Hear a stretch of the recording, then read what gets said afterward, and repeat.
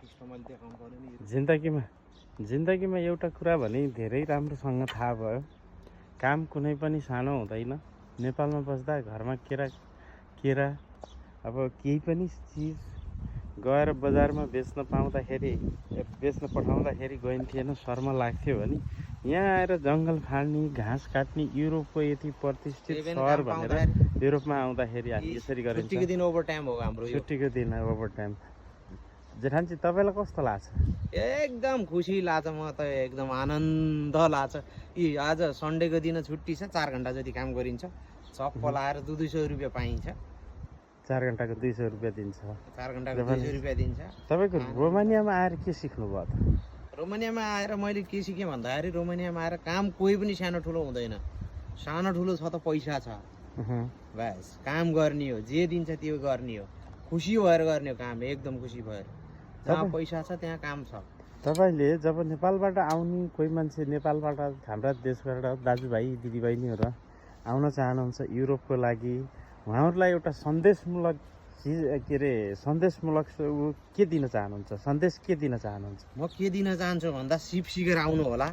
अनि फेरि म इङ्ग्लिस जाने छु, यति पढेको उति पढेको भनेर कसैले पनि धाग नलाउनु होला। युरोप आउने हो भने युरोपको हकमा चाहिँ इङ्ग्लिसको केही भ्यालु छैन। युरोपमा जुन देशमा गयो त्यही देशको भाषा जानेको हुनुपर्छ। अब त्यो हाम्रो नेपालमा त अब त्यो यो भाषा सिकेर आउँछु भनेर सम्भव छैन। युरोपको भाषाहरू त कुनै रोमानिया, पोर्चुगल, कता यता अब कोरिया, जापानको जस्तो छैन सिस्टम। तर यहाँको भाषा यहीँ आएर सिक्ने हो, काम गर्ने हो। काम भाषा नजान्दासम्म अलिक दुःखै हुन्छ। काम सानो ठुलो कोही पनि हुँदैन।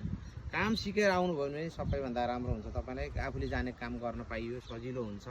अनि फेरि सकेसम्म सप्लाई कम्पनीमा नआउनु होला। सप्लाई कम्पनीमा आए कहिले के काम, कहिले कामको केही ठेकान हुँदैन। धन्न हाम्रो सप्लाई कम्पनी छैन, हाम्रो जे होस् एउटै कम्पनीमा छ। यो आज हाम्रो भनेको आइतबारको दिन छुट्टी थियो, फल्ना कम्पनीको मान्छेले ठुलो पोस्टले गर्छस्, फल्ना ठाउँ हाम्रो आफन्तीकोमा छ, पैसा पाउँछ के अरे भनेर भनेको 4 घन्टा जति गर्ने हो, यसो घाँस सास काटिदिने, सफा गर्ने हो भन्ने थियो। ठिक छ, हामी जान्छौँ भनेर खुसी भएर आइयो। पैसा छ त के गर्ने, घरमा बस्यो भने मोबाइलै चलाएर बस्ने हो। योभन्दा फेरि अरू डिटेलमा फेरि पछि जान्ला। अहिले तपाईँको खास काम के छ त यहाँ? अहिले के गरेर मलाई देखाउन सक्नुहुन्छ? हाम्रो मैले साथीभाइहरूलाई तपाईँको यो सन्देश, युरोपमा आएर तपाईँले कस्तो काम गर्नुपर्छ, तपाईँ गर्वका साथ भन्नुहुन्छ हरेक काम सानो ठुलो हुँदैन भनेर, तपाईँले कस्तो काम गर्नुहुन्छ त? यसो मैले सन्देशमूलक साथीभाइहरूलाई देखाउन मिल्छ भने यसो गरेर देखाइदिनुहोस् त। अब मेरो खास मेन काम भनेको मेरो अहिले एसी फिटिङ गरेर हिँड्ने काम छ अहिले फिलहाल। तर आज यो छुट्टीको दिन यो घाँस सास फाँडेर भ्याइसक्यो।